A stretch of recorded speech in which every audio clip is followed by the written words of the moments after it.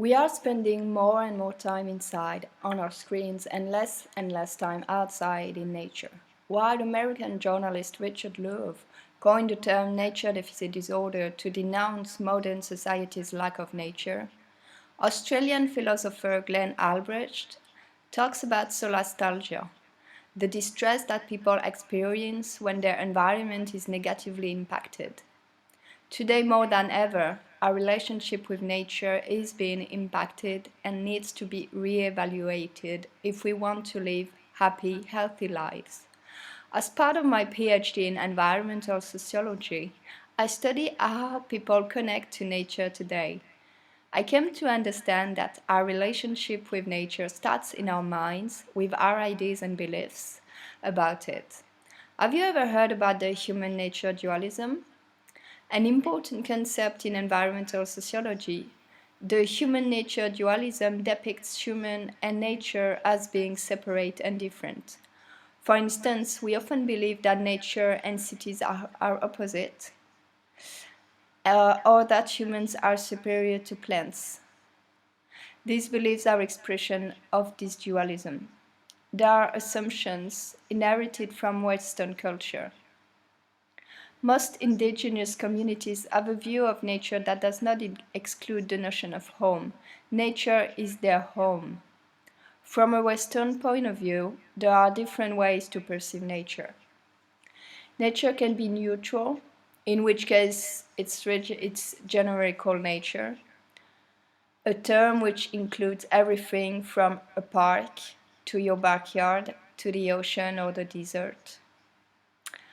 Or nature can be specific and be called wilderness, which symbolizes a pristine nature, remote from human activity. As such, wilderness has become a concern for environmental sociologists, as it describes an ideal more than a reality. Heavily romanticized, the notion of a nature that remains pure from human interactions, a nature in which humans are not supposed to be, for by being there, wilderness would no longer be wild, is both false and inadequate.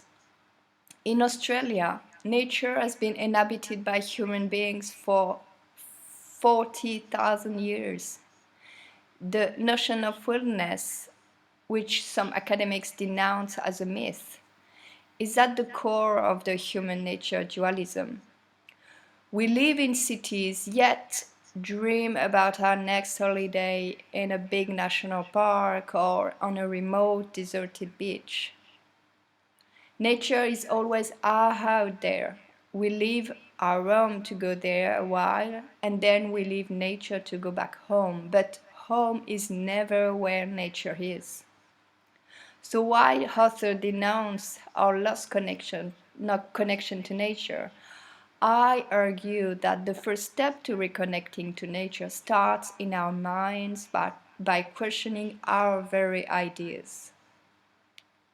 Increasingly, people's beliefs around nature are shifting, coming from a feeling of separation from nature to an identification with it. We are nature has become a prevalent idea in environmental discourses today.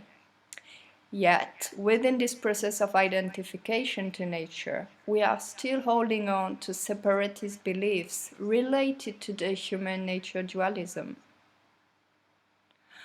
While many persons are ready today to believe that they are nature, their logic reveals an apparent paradox as far as the notion of wilderness and as far as their sense of humanhood in general are concerned. Changing our ideas about what nature is and what it is not is an important step in the reconnection process in urban areas.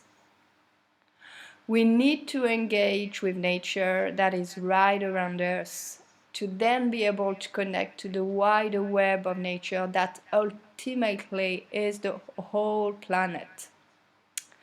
A city park can be thought of as an inferior form of nature, less tranquil and pure than an area of wilderness, yet it can be our first link to nature when we live in a city.